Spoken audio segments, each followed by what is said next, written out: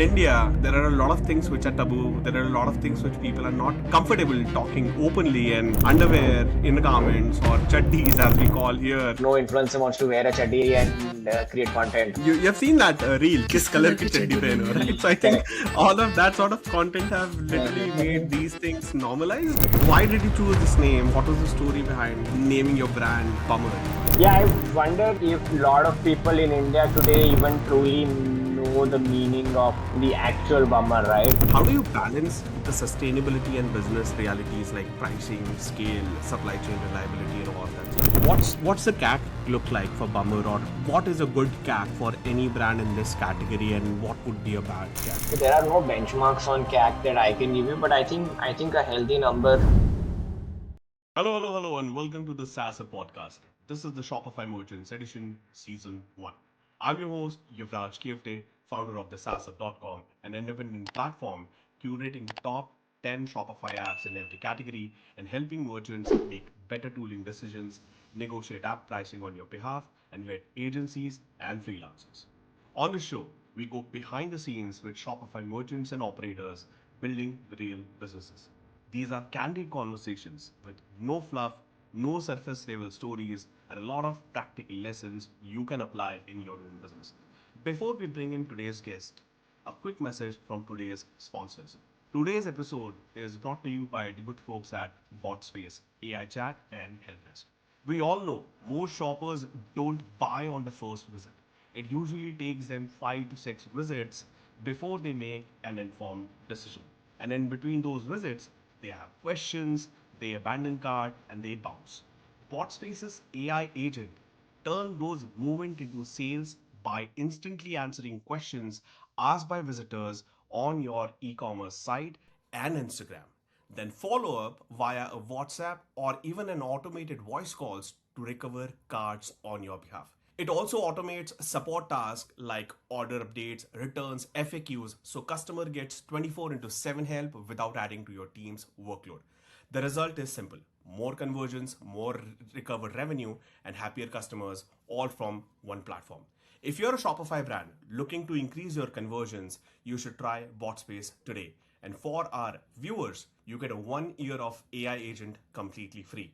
More details on this offer and the link to their Shopify App Store listing in the show notes below. Alright, now moving on.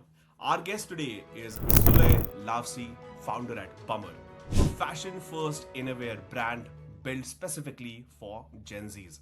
What makes Sulay's journey interesting is that he didn't just enter the apparel industry randomly. He comes from a family with decades of experience in the apparel business. He's learned tailoring because he wanted to understand manufacturing at a ground level. He worked his first job at Infibeam and learned e-commerce inside the system. He also holds a master's degree in entrepreneurship and innovations from the University of Southern California. He's been featured in the Forbes 30 Under 30, and he's also appeared on the Shark Tank India Season 1 and secured a deal with Aman, Gupta, and Namita, Thapar. In today's conversation, we'll go in a clean chronological order, talking about the roots, learnings, why innerwear, the story behind the name Bummer, the product choices, the growth engine, Shark Tank behind the scenes, what broke after the episode, the distribution experiments, and why quick commerce may or may not make sense, and what's next. Sulay, welcome to the show, and super excited to have you here. No, thanks, Yuvraj. Thanks for having me. Happy to be here and happy to talk to you about everything D2C growth, all of that. I mean, amazing. Thanks. Absolutely. Now, I'm sure everyone knows about Bummer, at least in India, but for our global viewers who haven't heard about Bummer and maybe hearing it for the very first time, can you give us a 60-second overview of what do you sell, who do you sell it to, and what does the business look like today? So I think Bummer started as a consumer brand in the innerwear space for the young Gen Z millennials, you may call them, right? Our thesis was very simple. Why should underwear be so boring and monotonous and commoditized as a category? So I think the brand started with this very simple belief. It eventually evolved from innerwear into loungewear as well, and I think that's the entire cohort and the product portfolio that we sit on today. So innerwear, loungewear for young consumers, and our thesis is that it should be disrupted with design, fashion, and a little bit of humor. So if you look at our content, it's all fun, funky, quirky content. That's what we are probably would like to be known for. And yeah, I think that journey is about 5 years young today, and 5+ years young today. And we're very excited about what the next 5 years hold for us. No, that's awesome, man. And then you said rightly, like, I mean, the Gen Z generation, the meme generation, I can't even keep up with all of those memes and the cultural trend that keeps on coming up. But I do see Bummer clearly following it on a daily basis and on a regular basis. So hats off to you on that. You come from a family with decades of experience in apparel business, right? So what did you grow up seeing about this industry which actually works? I think there are some learnings, but not many. Primarily because um, the family business is largely into trading, and in a very very different category. They're actually informal wear. We are the most informal wear of clothing that you can actually sell. So we are in on product lens. We are actually on polar opposite ends of the consumer we sell to, and how we sell to them. So I think, however, I think what the biggest rather learning out of this is the fact that I grew up with a passion for the category, and I think that's very very important. I think you always want something that you're passionate about, and you have seen that growing up. So there's always some learning, some network that's already built out. Eventually, while apparel is such a large category, it's still a small category in itself. You can always find your ways of going from step A to step B. Lucky for me, obviously, maybe there were people we knew, there were things we knew about the category, about the industry, which probably helped at least get the initial market research, get the initial first few steps. Probably made that a little easier, I would say, for sure. But yeah, I mean, and then I think we just worked hard every day to kind of bring the journey into shape, and bring the brand to life. Got it. Got it. Thanks a lot for sharing that. Uh, I was also listening to one of your bites, and it mentioned that you have also learned tailoring because you wanted to start your own garment manufacturing and export journey. Why tailoring specifically? What did it teach you that helped later on when you were building Bummer? I think it was, to be very honest, right? Like I don't think it was a very unique idea per se. I think it came from a very sort of capitalistic and opportunistic mindset, because inherently, I think India is still one of the larger apparel manufacturers and exporters globally. And there, I still believe that even today, garment manufacturing, apparel manufacturing is a lucrative business. I mean, if you do it right, I think it's a short business at doing well in life, if you execute the business well, of course. And I think at the time, the idea was fairly straightforward and very simple. Um, because none of us actually came from a garment manufacturing background at the time. Um if you're building something, you must know the thesis of it, right? Like, I think very simple. And that's exactly how I landed up in tailoring, because I mean, we could have always sort of gone, gone to a consultant, gone to folks who could just, who could just make this for us, who could set up the factory and plant for us. But yeah, I mean, I would say that it made a lot more sense for us to learn it ourselves before we did it by ourselves. And I think that's exactly what I wanted to do, and that's how I wanted to set it up. Awesome, awesome. You also did your masters in entrepreneurship and innovation. Can you touch more on that? Yeah, I think probably one of the most exciting times of my life. I think those 2 years in US. I think firstly, I think the amount of exposure you get by meeting so many different people, I think is incredible. You get access to so much information, data, or what's happening in the world, right? From a very on-ground lens of people who've actually been there. I was in the cohort with people from what 20, 25 different countries, right? And then it was still a smaller cohort. So it was still a smaller cohort. We were, I think, about 50 or 60 of us. So everybody eventually kind of gelled well, per se. But yeah, I mean, so honestly, I think that kind of opened eyes to a lot of new opportunities. You could see where gaps are, where the learnings could come from. Meeting all these people, obviously, experiencing being in a different country altogether, experiencing a different sort of life, culture, living by yourself, etc., etc. So I think all in all, I think it kind of uh, opened a lot of windows, most importantly.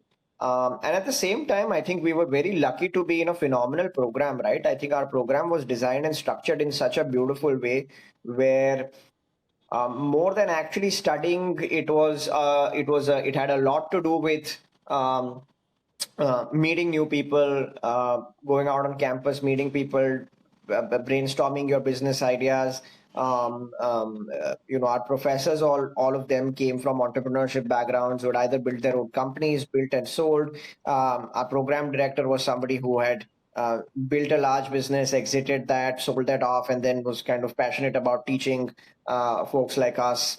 So I think usually, and this is the fundamental saying, that most of the things really come from culture, right? And I think most of our learnings, most of how we are inspired, most of how we're motivated comes from culture. And I think when there's people at the top, or people around you who come from that mindset, and are really sort of curious to pass it on to more and more people around them, I think it automatically starts instilling that thought process of creativity, entrepreneurship, innovation in you. And then it's obviously your job to take it as it comes, and do whatever with it as you may. But the ones who actually probably uh, make the right decisions out of those, I think, are the ones who obviously kind of come out at the top, I believe. Hey, awesome. So I think that's definitely a great context. Thanks a lot for sharing your USA experience, Sulay. Uh, Now comes $1 million question, which has been bothering me for a while. Uh, Again, in India, there are a lot of things which are taboo. There are a lot of things which people are not comfortable talking openly, and underwear, inner garments, or chaddis, as we call here, is again one such topic.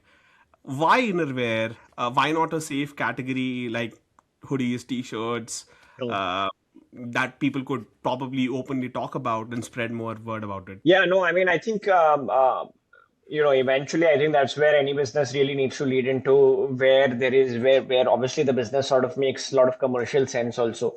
Well, I'm not saying innerwear is not that category, but it's a tough category, as you rightly pointed out, from a taboo standpoint. And it's not just that, right? Like I think marketing the category is also very hard. I mean, face challenges working with influencers all the time because they don't want to wear, like, no influencer wants to wear a chaddi and create content, right? Like, I mean, out of the entire subset of those 100,000 influencers that probably exist in India today, maybe 1% of them or 2% of them are actually okay doing content in innerwear eventually, right? So I think, and then eventually across all marketing verticals, it reduces what you can do, how can you do that, and how effectively visible it might be, right?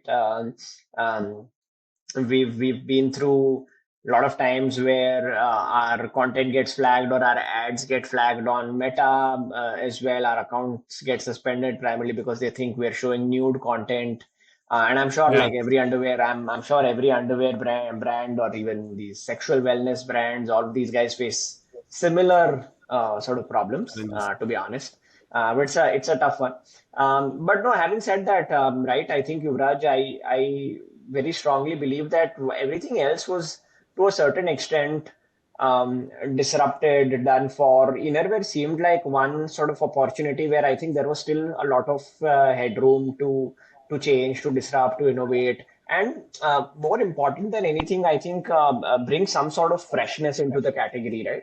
I think uh, today, if you look at any new age consumer categories, one of the biggest levers all of us really play on is freshness, right? Like I think freshness Right. in terms of photography, visual identity, our website look and feel, our packaging, all of that. Eventually, if you really dig deep, you'll probably see that your ingredients don't really differ than what your legacy players are anyways doing, right? It's just packaged in a proper, probably a slightly better or a far better way. I think I mean that's pretty much why we believe that innerwear was the space and the right place for us to win. It has come with its own sets of challenges, but um, I think if you've got probably the right thought process and the right passion to build in any category, I'm sure like I don't think thinking taboo, at least now, is probably relevant in today's times. Definitely, things Yeah, have moved on with the Gen yeah, Zs and everyone coming yeah. up. I think it's being more of a conversation starter. And then you have seen that reel, "Kiss color ki chaddi pehno," right? So I think Correct. all of that sort of content have literally made these things normalized. But then I have one more question, and because it's very important when you create a brand, it's all about branding, all about packaging, as you Yeah. rightly said. And one of the crucial aspect of it is how you name it and what you name it. There are brands, they are brands because of the unique name it has. And then for Bummer, I mean, if you look at a literal translation, it has a negative connotation to it. Yeah. It's literally like, oh, bummer, man, it didn't Mm, happen, or something, mm, something like mm. that. So, why did you choose this name? What was the story behind, naming your brand Mm. Bummer? Yeah, I wonder. I wonder if a lot of people in India today even truly know the meaning of the actual bummer, right? At a real mass scale. I think this is interesting. I've never actually done this research or survey per se, but yeah, I mean, I'd love to do this. But no, having said that, I don't think the negative connotation has got anything to do with how people perceive the brand. I think most people don't really deep dive into the meaning of the brand for the largest part of things, right? So you consume, see so many brands in and around you. I don't think you ever question why is this brand called this. You'll have you introspected really saying why is a snitch called a snitch or why is a sold store called a sold store, right? I think Mm, I feel so. What psychologically as consumers and customers, what we are more used to is how easily is the name memorable, recognizable, and how does it sound to my ears? Does it right. sound exciting? Does it sound like something, I don't know, energetic, fresh, bold, emotional, whatever, right? It could communicate some sense of feeling per se. And I think Bummer is pretty much just that. It's an emotion. It's a funny emotion. It's a humorous emotion. At least that's how we've tried to portray it. Consumers can perceive it in any way or however they may like. Um, but most importantly, it's a memorable. It's a zingy name, right? Like I think it just clicks.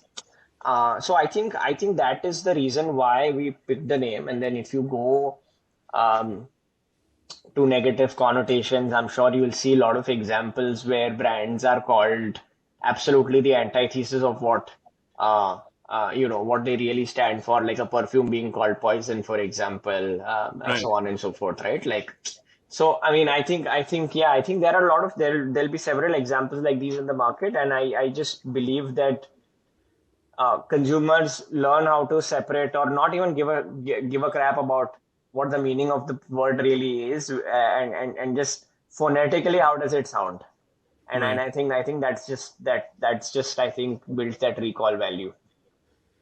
Got it. No, awesome. Awesome. Thanks a lot for putting more light on that.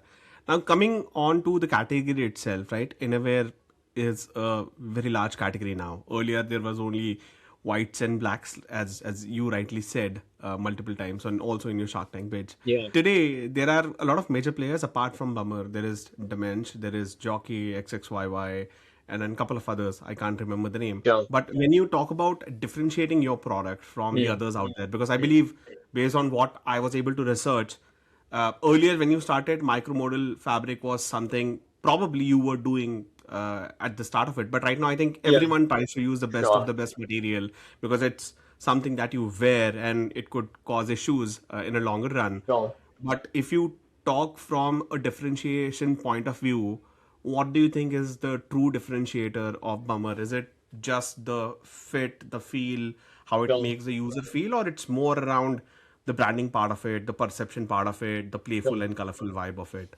Yeah. No, great question. I think initially when we started the brand, right, I think all of everything that you said, right?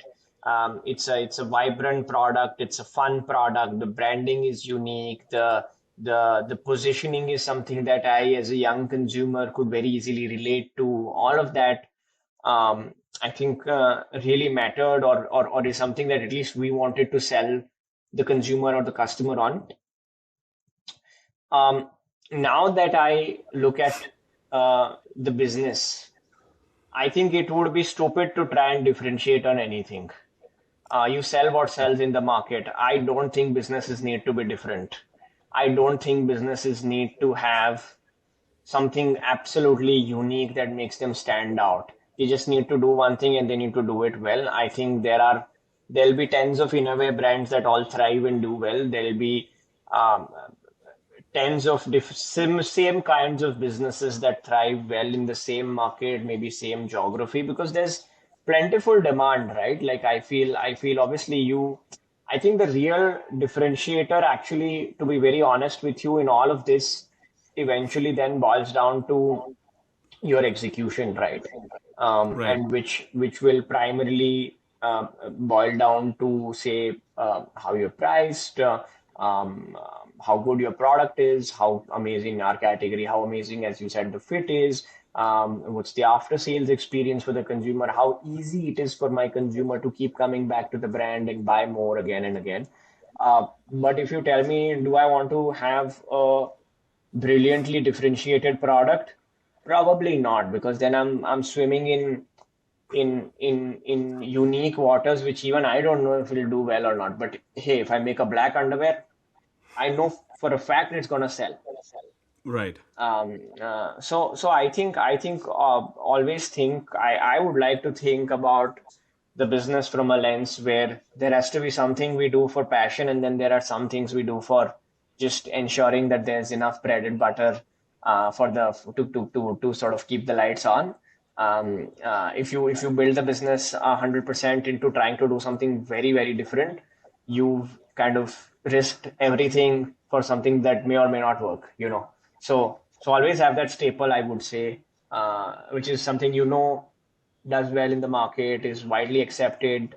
I think eventually that's what a business is, at least from what I know. Awesome, and I think it's very true that instead of reinventing the entire wheel and trying to do a lot of experiments, why not do something which is already working, but in a way which is better, in a way which is more sustainable, and in a way Yeah. which adds more value-based pricing to the users. Now, coming from sustainability and pricing angle, sometimes I feel like both don't go hand in hand. When you talk about sustainability, then the raw material cost and everything definitely comes into picture. How Yeah. do you balance the sustainability and business realities like pricing, scale, supply chain reliability, and all of that stuff? What do you mean by sustainability? What do you mean? So a lot of brands today are ecological conscious, sustainable. Like we are probably not using any harmful chemicals. We are So, probably so using very core material that are locally sourced, yeah. not causing harm to environment and all of that good stuff. Yeah, I mean, honestly, we also started off by doing that, right? Like, I think, and that was probably a time when the market was like that, maybe to some extent, where, sustainable modal is sustainable, or it's a sustainable fiber come from beechwood trees, etc., etc. I don't know uh, if I can say this on the podcast, but I feel that's all like a bunch of crap, to be honest. I don't think people in India give a shit about No, yeah, I mean, Yeah. exactly. I mean, even I don't care whether Nobody cares about it, or boss. you. Nobody cares. I think maybe 0.1% of consumer cares. Hey, I'm gonna ship this in carbon neutral shipping, and I am using organic dyes in my manufacturing process, boss. Then you're not doing a business. You're probably running a hobby. You're running. I mean, because NGO. then building the supply chain is too hard, man, for a young small business. H&M and Zara can have like one collection of sustainable designed collection. They can afford to do all of that. It Right. probably not, it's not even bringing 1% of their revenue, but they do it because they're too large enough to miss the bus on anything at this point in time. But for young brands, I think understanding the consumer is so important. And I think when we started, we didn't understand this. We thought people really cared. Our packaging was sustainable. We used to communicate on our ads that modal is a sustainable fiber. Most people came to us, like most people we even spoke to, like they didn't care at all what if they were buying sustainable or not. Maybe it's a fad. I think it's a fad in fairly um, conscious countries, and by conscious countries I mean you see that largely in the Nordic countries like Sweden and Finland and all of that, which are very design led. I think and care. There's too much care for the environment from citizens, from policy, from government to all of that. But I don't think India is that country. I don't even think America is that country. I don't think a large part of Europe is there that space, right? तो India तो बहुत दूर की बात है. So yeah, I mean honestly, I um, I don't think consumers care about sustainability when making a purchase decision. Business and sustainability do not go hand in hand in India right now. In 2026, that's what at least my belief is. Got it. Got it. Now, most of the time, I kind of tend to shop from only known brands which I have probably tried and tested. And the large part of that is around the fitting, the comfort, and how it Hmm. fits. And because again, I've seen a lot of brands have sizes, but some a triple XL for someone might be XL for some other brand, Hmm. and then there are regular fit and all of that good stuff. How do you reduce return rates in a category where it's not just apparel, it's innerwear, intimate wear, where people are not even able to try it out themselves? Like, do you see return rates like that? Yeah, somebody buying into Bummer for the very first time could say that, hey, I used to buy from Jockey earlier, and the M size on Jockey was amazing, but for Bummer, M is not really too good, or it's an ideal fit. So I probably want to size up or I want to size down, whatever. So we usually see those cases, but that's typically like about less than 2-3% of our sales order, because now Okay. with underwear also, like I think the thing is that um underwear is one category again in apparel where you can't really mess with the pattern, right? Like underwear and socks both. And a trunks looks like a trunks. There's nothing you can do about it. A boxer looks like a boxer. There's nothing you can do about it. But a t-shirt can be a slim fit, classic fit, oversized fit, boxy fit, drop shoulder fit, cropped length t-shirt, this collar t-shirt, that collar t-shirt. You have, 20 different types of t-shirts that eventually, and all of them fit differently to each different consumer. But underwear is a body hugging product. There's nothing, you can't change anything about it. So I think most of the guys in the market, unfortunately, have kind of gotten at least 70-80% of it right, at least on the underwear and the panties side of things. I think it's a completely different ball game. It's a completely different demon to fight when you're fighting with uh, bras as a category. So that's one thing that I don't understand. I don't want to comment on it. And I know a lot of people are trying. A lot of people have tried, are trying, doing some exceptional work in bras as a category, sizing, fits, etc. But that's probably not for Bummer, at least today. Got it. Now, coming to your brand voice, right? I mean, the product is for Gen Z, the colorful. I mean, I love the way your site looks. And whenever someone asks me, hey, can you tell me any website which has probably like the best vibrant color schemes and looks awesome. Bummer is the one that pops into my head the moment. I mean, I've known Bummer for almost like last 4.5 years. Right. Uh, how do you shape that voice, which is fun, which is vibrant, which is bold and internet native, that resonates with Gen Z? I think it comes from like it comes inherently to what the brand really stands for, right? Like I think it's part of the original architecture of the brand, right? Like so it's inbuilt into the DNA in the culture in terms of everything that we've stood for forever, right? And I think that eventually then translates into not just content design, but it translates into team culture, everything. So quite simple. I mean, very honestly put, right? Like I started Bummer when I was 24 years old, and I used to be a Gen Z myself. I used to love all these funky prints, etc., etc. But it's hard for me to wear those prints now. I still do from time to time, but yeah, I mean, I've probably matured a little bit from there, right? But I think I just feel that the brand must remain intact to its true vision, unless there's obviously a pivot, unless there's obviously something you're changing, and the brand must. I think the brand need not change, but always adapt. And I think that those are while we think that change and adapting to something are the same thing, they're not. So when I say that I don't think the brand should change, but the brand should adapt. I think that sort of summarizes how we've kind of tried to stay true to what we originally thought made sense and what makes sense for the consumer today.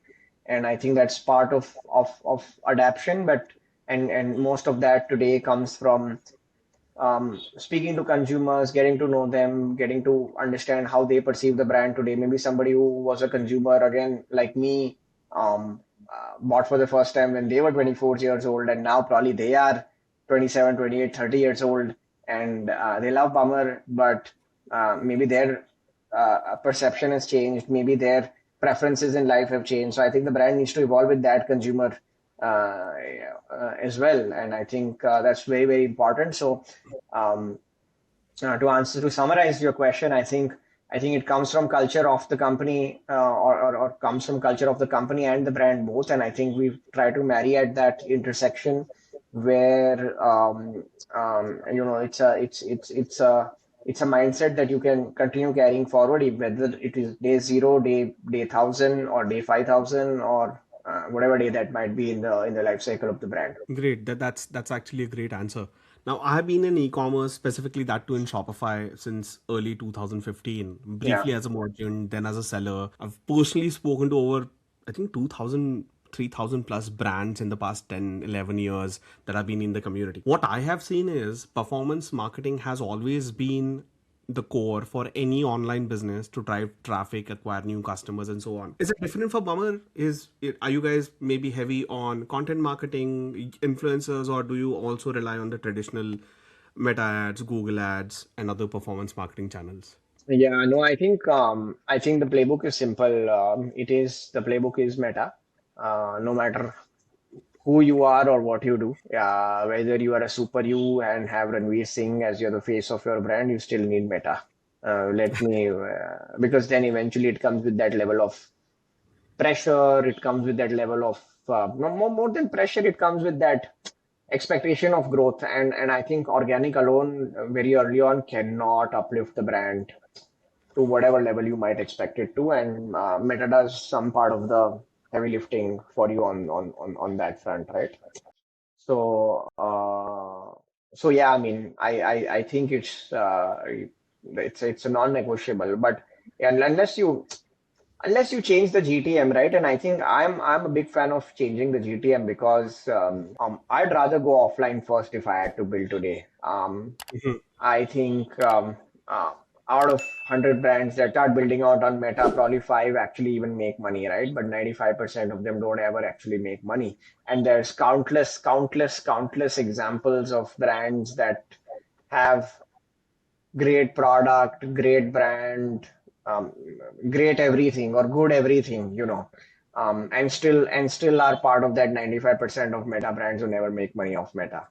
And still like fools, we all run to Meta and say, take our money and give us some revenue, right? So if I had to build again, my GTM probably would be offline first, at least the way I think about it. But it's for anybody starting consumer brand, D2C brand. I think index the higher on marketplaces. Marketplaces are getting great places to build, even now more than ever, with 0% commission on a lot of categories, all of that. So I think they are also incentivizing brands to kind of go big there. Um, you'll at least make some money there, hopefully compared to D2C. Um, um, do D2C, I would say do D2C, but then maybe channel of acquisition can be part Meta, Google, all of that, but that can be a smaller chunk of acquisition. I think affiliates, go affiliate, go referral, do all of that. Maybe build your app. If you have a uh, you know very large assortment on your catalog. Maybe build an app. Don't build an app for 1,500 SKUs, please. I think if you have a couple of thousands of SKUs, maybe an app makes great sense. So, yeah, I mean, I think there are a lot of different things that brands can do, should do for from a pure play acquisition lens. And then branding continues parallelly as you scale, right? So it's all Right. offline activities, guerrilla marketing, campaigns, brand videos, films, reels, viral content, whatever it is that you're doing as a part of maybe social strategy, online social, offline social, all of that. I think, yeah, that's part and parcel of the brand, which you should do one. I think you should do one such activity, one such activation every quarter, definitely to start building that recall for yourself as a brand. So Right, yeah, right. When we're talking about channels, quick commerce is something that yeah. usually comes to my mind pretty often. And yesterday I was just trying to see if I could buy something from Swiggy or Instamart or Zepto or Blinkit.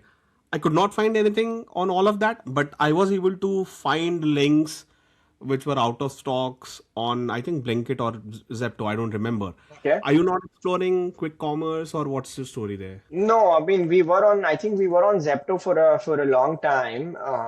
But no, not really. I mean, honestly, the biggest problem is that we did QuickCom for about a year. We didn't make money off of it. We thought, Oh, why should we, yeah, I mean, why should we be on a platform that doesn't make money for us eventually? So we've kind of given up there. And plus it's I think the biggest challenge with QuickCom, especially again in apparel, is also um, maintaining your fill rates now, because um, apparel, you have to keep width and depth in sizes. I mean, size is part of your depth, and then width you have to keep a lot of styles, colors, etc., etc. Maybe not a lot, but still. Now, automatically a single SKU is four SKUs from a quick com lens, because small, medium, large, extra large, right? So four right. SKUs there. Today, between Blinkit, Zepto alone, I think they've got more than 2-3,000 dark stores in coverage. So even if you want to do it on a small scale, maybe a single city across two platforms, it's about maybe a tier one city, about 150 to 200 dark stores in a single city. All of them need to have four SKUs in single, Wow. four SKUs. So I'm just saying at a size level, then at least you have a black underwear, then you have a white underwear, then you have a navy Understood. underwear, whatever. So you have 4, 5 of those. So I would say you'll at least end up maintaining, across 200 probably dark stores, even single city, you end up maintaining close to about at least 1,000, 1,500 SKUs overall, split at a dark store level, and then you have to keep enough units in all of them. So at least four units in all of them. So I think the amount of working capital you'll block in apparel on Quickcom is wild. I wonder how. I wonder how young brands can do it. I think it's great for large brands who already have the depth and distribution and always sitting on excess inventory. I think this is a great place to do that. But I don't think it's for bummer, honestly. Okay, maybe my understanding of quick commerce is completely wrong or flawed, but I was always under the impression that maybe this quick commerce platform places an order, they pay you upfront, then you send the inventory there, or is it literally like dead inventory? You only get paid when the material gets sold. No, so I think they work on, obviously, with brands. There is obviously predictable revenues, large legacy brands where turnovers are really high, where yeah, I mean, again, predictable revenue. They'll typically buy outright, right? Which is, if you ask me, right, like, I mean, your ketchups and jams of the world, and then maybe an apparel, maybe a jockey underwear, white underwear from jockey, or a black underwear from jockey, or vest, banyan from jockey, all of that. I think these would be businesses that, this would be SKUs that they would buy outright. Okay. But for new brands, young brands, they would not buy outright. They will not block their money on inventory for sure. So it's SOR. If it sells, you get paid. If it doesn't sell, it sits on their shelf, and you pay storage fees. Very simple. Cool. So let me ask you about this. We have been talking about channels. You do performance marketing heavily. Uh, what's the CAC look like for Bummer, or what is a good CAC for any brand in this category, and what would be a bad CAC? Yeah, I mean, I think most of us in our category today, I think underwear sells in packs, and I think so. The perception on EOV would typically be about anywhere from about $1,000, maybe 800,000 bucks, which is Okay.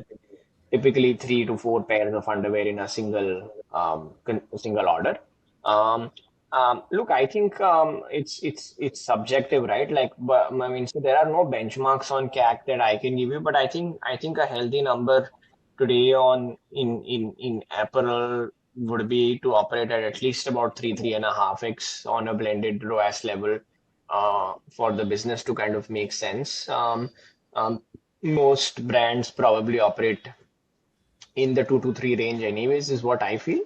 Unless you're aggressively expanding and aggressively growing, aggressively acquiring new consumers, maybe it could be far lower.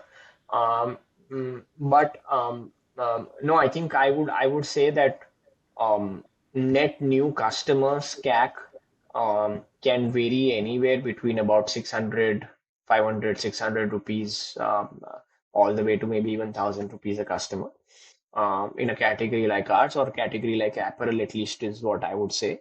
Um, Again, apparel has multiple levers, but I would then further bifurcate and say, um, mass apparel to semi-premium apparel, maybe. Right, like this, that is where this number should stand. And then I think repeat CAC can be anywhere between 100, 200, 250 bucks for a repeat CAC. Most people think repeat customer तो free में आता है, कभी नहीं आता है. Loyalty है ही नहीं apparel में. Right. So yeah, I mean, if anybody's assuming that free repeat, एक बार customer आ गया, you delivered a great product and they'll just keep coming back to you and repeat for free, I think it's very hard to build that. I'm sure people build that, but I'm just saying it's hard to build that. What do you think are probably like the top two levers which Bummer is currently using to increase its repeat rate? Because again, when you mentioned the CAC for an average AOV of 1,000 to 1,200 rupees, it's around 600 to 1,000. That's almost literally like all of your marketing spends and the revenue goes into acquiring that customer. But I think repeat purchase is something that actually brings in that profitability. So what are like those top two things Bummer is doing really well to drive those repeat purchases? Yeah, I think, we call customers from time to time. We try and stay in touch with them. First and Okay. foremost, I think most customers don't expect you to call them and talk to them. I think that's Right. the first instance where you kind of catch them by surprise a little bit. Oh, why are you calling me? Especially when it's not like a sales call or a survey call, right? So I Right. think I think those relationships probably get built out, or at least several few thousands of those relationships have gotten built out. I think affiliates are great. WhatsApp, SMS, email retention's great. It's a typical playbook, to be very, very honest with you, right, Yuvraj? So, I will not tell you anything out of the extraordinary कि यार ये कर लो तो मतलब repeats will be booming, amazing. So I think it's a rather boring, straightforward, simple playbook where, Right. it's your typical WhatsApp, SMS, email, referrals, all of that. I mean, yeah, I think. Got it. You mentioned you guys call people. So are these real people calling, or do you use leverage Yeah, no, AI for no. calling? I hate, so many people have come last few couple of months and weeks saying we'll do AI voice calls with 3 rupees a minute and 4 rupees a minute. I hate that. I don't think I'm a fan of that at all, man. I Okay. think some things need to have human connection, man. This is not one of those. This is not one of those. Everybody's saying, oh, the results are awesome. People are converting like crazy. Boss, no. Are you a consumer if you got an AI call and saying कि 1,000 रुपए का purchase कर लो, आप कर लोगे? नहीं यार. I think Hmm. it's ridiculous if you put yourself in those shoes, and I don't know, maybe I'm understanding the consumer wrong, or maybe I'm understanding the entire product all wrong, but mentally it doesn't sit well with me, honestly. Yeah, but I'll share my experience. I mean, I'm definitely against AI when it's more like you calling and trying to sell something. But Yeah, what I saw Soul Store does really well is because recently I purchased something. sure, Although the size was the exact same size, but when I tried it out, it was not fitting well. So I sure. put in a return request, and I think after a couple of hours, I received a call. It literally sounded very neutral. I thought actually someone is calling me, and then I got to know it's AI. But it wasn't about, hey, why are you returning it? It's just asking, hey, feedback, like what went wrong? Yeah, Okay, do you nice. want to exchange? Do you want to maybe cancel it, get it as a store credit, or maybe refund it to source and all of that good stuff? My experience on that part was pretty well, and I feel like if a human would have called us, and typically people call in a Yeah. very telecaller way, that is something kind of gets me pissed off because I keep on receiving all of those financial advisors and real estate people call, which Those I are don't. okay. Honestly, I'll tell you, those people sound more like robots than more like robots than actually AI itself, right? So in fact, I think Yeah, those are your typical telecallers and all would be awesome to be replaced with AI, if you ask me. Those guys are I mean, they sound sad in the first place that they have to do those thousands of calls every single day, right? Like absolutely. I'm sure I'm sure they can do something far better, or more than far better, something that they're personally too excited about, right? So having said that, I think that's what I'm thinking. But no, you're right. I think to a certain extent you're right. Where AI is great when it comes to all of this redundant tasks, right? And I think AI can do a decent job when it's like feedback calls, or all of this more like Vismo, order tracking, customer queries, etc., Right. etc. But I would say when you're trying to truly build a relationship with the consumer, AI cannot do that. That's something that an actual You need human human. really has to do. Yeah, yeah, yeah. Goes without saying. Now, can you talk about Shark Tank if that's okay? Because again, Yeah. that's how I got to know about you. That's how I know what Bummer is. And I was trying to find the clip. I was like, hey, before the podcast, let me go, refresh my memory. There are no clips available on internet for season one. Very Really? strange. Yeah, no clips available. There is like this entire season one playlist, but all of those are hidden by the channel itself. I don't know why. Season two onwards, everything is available, but I was able to find one clip where someone was reacting to your episode and how, Ashneet was behaving and all that. I don't want to go deep in that. But I think in India, a lot of founders kind of romanticize getting on Shark Tank. Would Yeah. really love to understand. And even I was like, oh wow, when Shark Tank start, maybe I'll start a apparel brand and get on Shark Tank and get that free coverage. But what was the overall process like? Like from applying to you actually going there, pitching it, and then getting that entire hype or that media coverage. How were No. things for you? No, I think I'll talk about this in the context of Bummer, of course, and I think the obviously I've said this time and again. It was obviously something that changed the course of the business for us. It gave us a lot of good visibility, and I think it helped the brand catapult a couple of months ahead. I would say at least. So I think all of that really helped. I think the process of getting into Shark Tank is straightforward. It's been around for 5 seasons now. I think there's no mystery around it anymore. You apply, you got couple of multiple rounds of um, you know theoretical theoretical application. You got a couple of rounds of um, in-person interview, whatever you want to call it, all of that.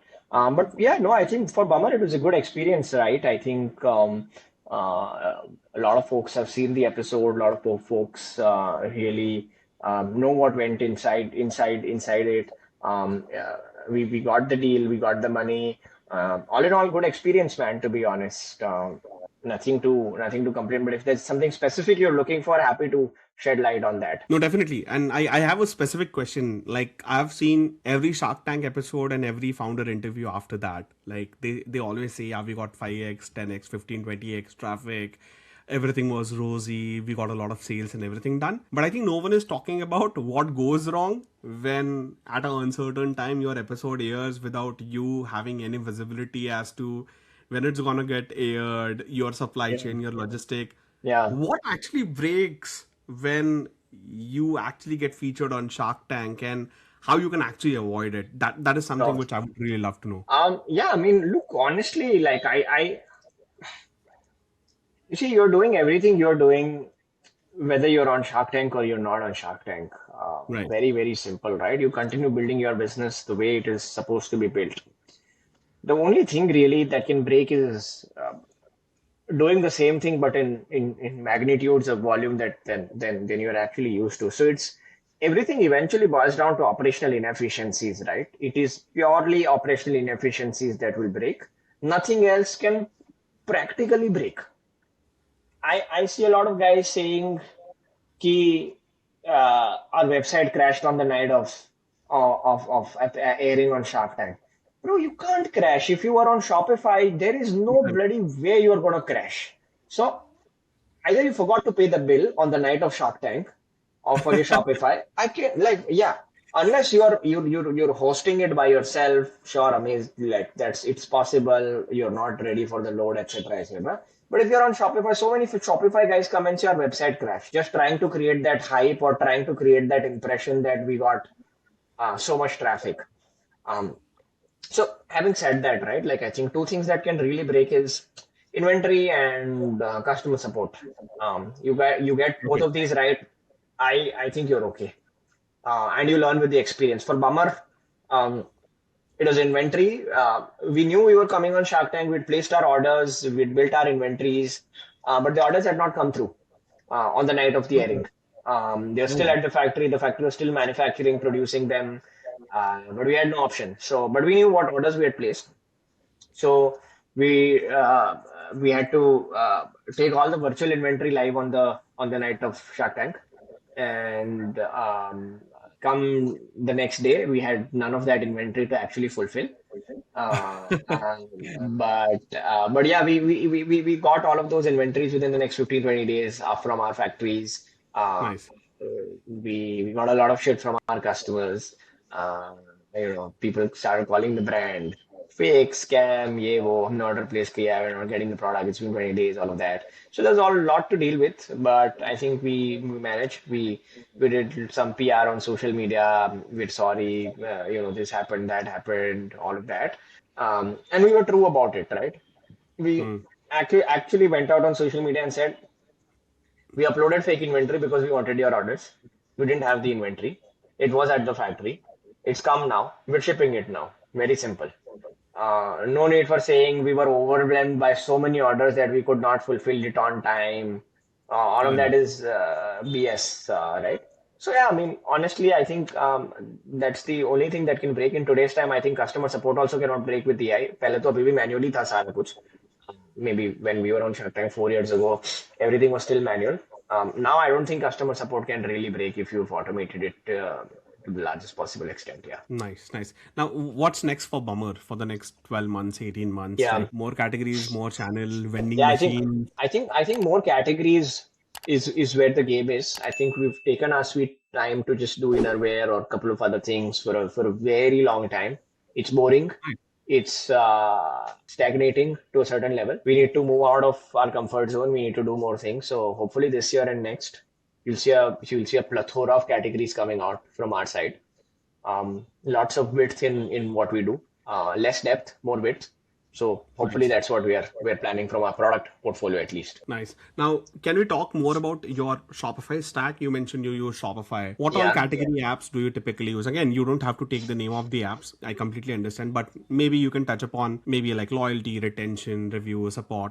What all categories do you typically use? Yeah, I mean everything honestly out of everything you mentioned, right? Like we don't use anything on loyalty. I think I'm not sure if India is a big ecosystem for um, points earn and burn, except for now credit cards is becoming a big thing on points burn and Right. earn and burn. I'm not sure if on branded store it still helps. I still believe we are still um, more of a Prime ecosystem, Amazon Prime sort of an ecosystem. Pay a fixed fee, you get access to priority support, priority shipping, all of that. But Okay. if I, as a consumer, had to collect a lot of points, burn them, I don't know if there is a very large consumer base who will actively track this. Unless there was a unified system that let me do this across systems. I know Pop does something like that, and I think they've been somewhat successful from what, or rather quite successful from what I've heard, at least. I don't know. But apart from that, yeah, we use something for reviews, we use something for upsell, cross sell, all of that. We use a one-click checkout. Yeah, we use this optimized search, which is like an AI search, or however you want to call it. So yeah, use a couple of these things, pretty much, and that's about it. I'm also not a big fan of overloading my store with 10 different apps. I know most people do it, and we've also done it. We still do, but I still hate it because everything leaves a residual code. So anytime there's a new app, my team does not have, nobody has access on my team to add more apps to the Shopify App Store. I'm the only one with authority to add more apps because it's painful when a new app comes in, it's used for a week and then it's deleted and then it leaves so much residual code. And I keep hearing from my developers that you've uh, messed up the store so much that it's now so slow. Okay, okay. Are you all also exploring local delivery or store pickups or something like that? I did notice you had tried out couple of local delivery apps. I'm just curious to understand.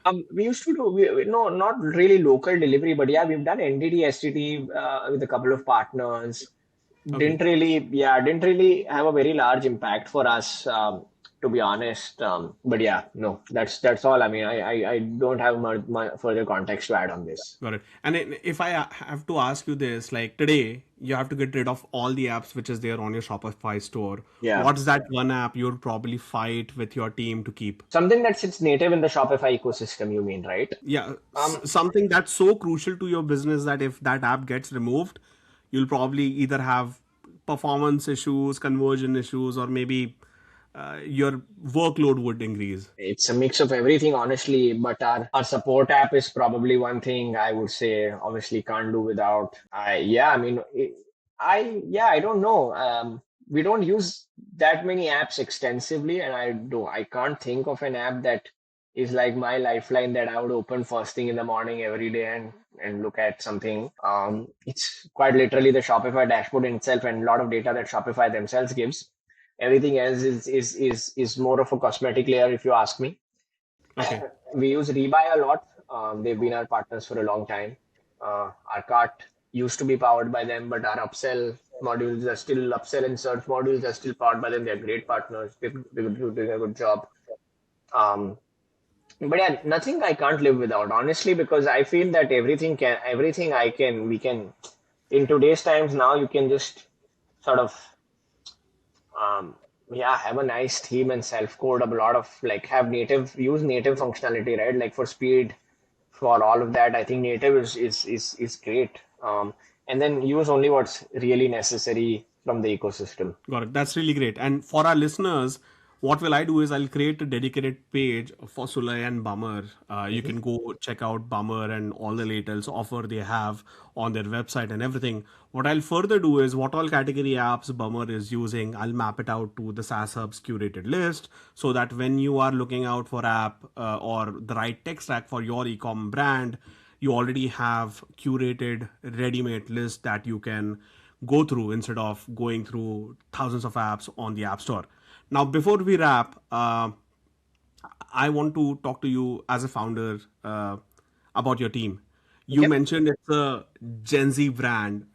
Do you have Gen Zs working in your company? Yeah, quite a few of them, honestly. I mean, and but largely that comes into that stems into marketing. I think it's not necessary for everybody to be Gen Z to have a Gen Z mindset. If you're in Bummer, if there'll be folks who today are millennials or even who are probably millennials and walk into office fairly casually, shorts, t-shirts, slippers. But tomorrow you put them in a corporate job and they'll be happily going there in formals as well. So I Right. think it's the culture around you. Everybody still has a Gen Z heart, or a young heart. Let me not call it just Gen Z. Everybody has a young heart. So I think overall in the team, there's a few Gen Z, few young folks, largely on marketing. Um, but yeah, that's pretty much the extent of it. Most of our team then otherwise still needs folks with some kind of experience in specific domains and ranges. But we all still, I think, have a lot of fun doing what we do. Awesome. Now we are almost at the end of our podcast today.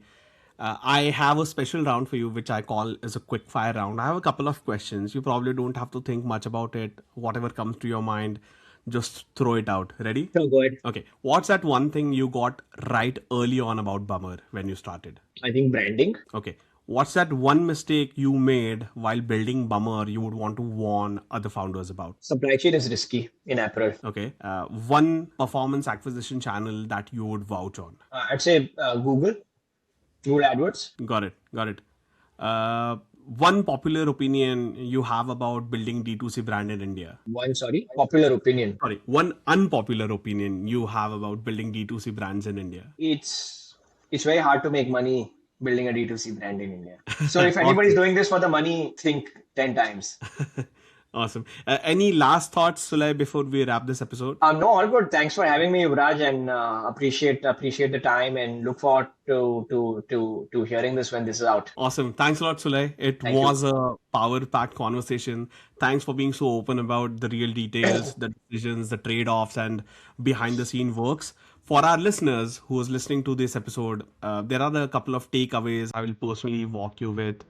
Category boring is not a problem if the product is genuinely better and the brand voice is consistent. Retention is the real game here because marketing can bring the first order, but the product and experience brings the second, third, and fourth and fifth. Traffic spikes are fun, but operations and readiness decides whether you keep the momentum on. Just like Sulay said, distribution is the right strategy. You pick the right channels that fit your unit economics and your customers. Thanks a lot, Sulay. And a quick shout out again to today's sponsor, BotSpace AI Chat and Help Desk. If you want 1 year of AI agents completely free, then check the show notes for the offer and details or for their Shopify app link in the show notes.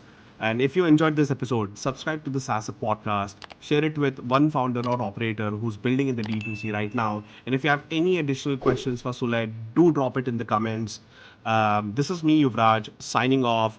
And this was Shopify Merchants Edition Season 1. Talk soon. Bye.